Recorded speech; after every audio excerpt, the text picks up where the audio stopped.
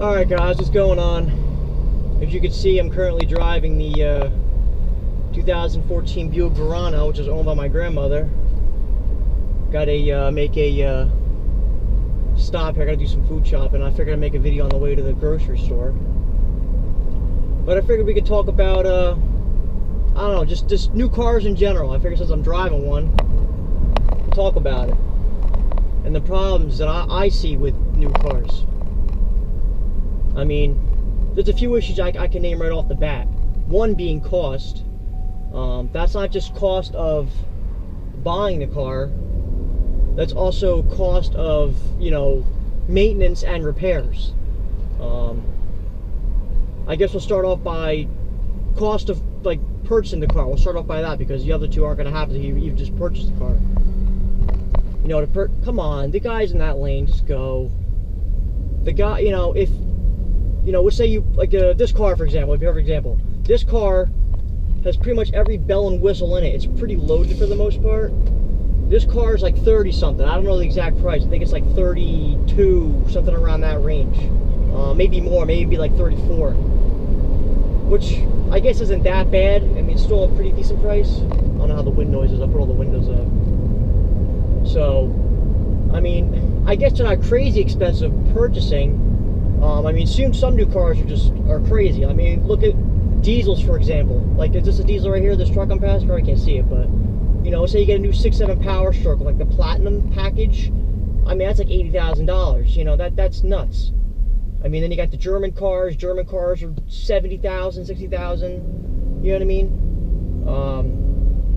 Japanese cars any car can be really expensive. Every manufacturer now, they make like luxury cars. There's really no, like, even though Ford, you know, has Lincoln's like their luxury brand. You know, you can buy a Ford that's more luxurious or just as luxurious. You know what I mean? Than a Lincoln. But I mean, the overall cost of just buying the car, they're still expensive, you know?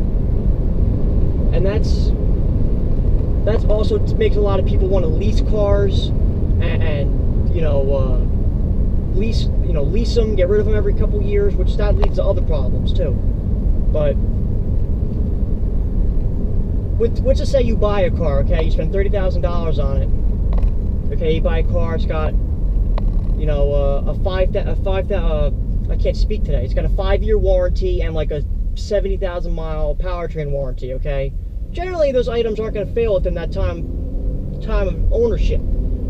A lot of times things start going bad, you know, say around 100,000 miles plus, around that area. I mean, granted, I've seen plenty of new cars that have problems, you know, 20,000 miles on them. So, I mean, new cars don't seem to be holding up reliability-wise as the older cars, but I guess new cars are terrible. You know, there are some new cars that are great.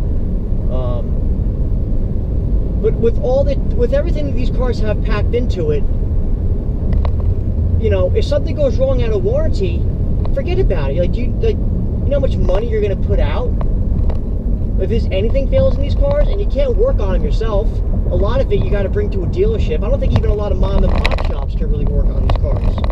They're just too complicated. There's too many technologies, too many everything in them. There's too much going on, and it makes the car, you know, so much harder to work on. I mean, these cars are getting to a point now where it's like working on a NASA fucking space shuttle. You know what I mean? With everything cramped into these things. And that you know, that's going to make your repair bills through the roof, and things fail, and they are going to fail. Things are going to, I don't care, you know, if you have, I have a Honda, it's not going to break down. You will have problems with your Honda. Things go bad, you have to replace things. It's nature, it's wear and tear. Anything man-made will fail. And the prices of those are going to be, you know, through the roof. And that, you know, what's going to happen to the resale value of these cars? You know, a lot of times, you know, older cars from the 90s, they don't hold their value that well. You know, you generally can buy them for pretty cheap. Obviously, there's cars from the 90s that are $1,000, but whatever. For the most part, you know, like the Oldsmobile Sierra, you know, those cars are pretty much worthless. They're great cars, they're super reliable, they're nice, but in reality, they have no value, they're worthless.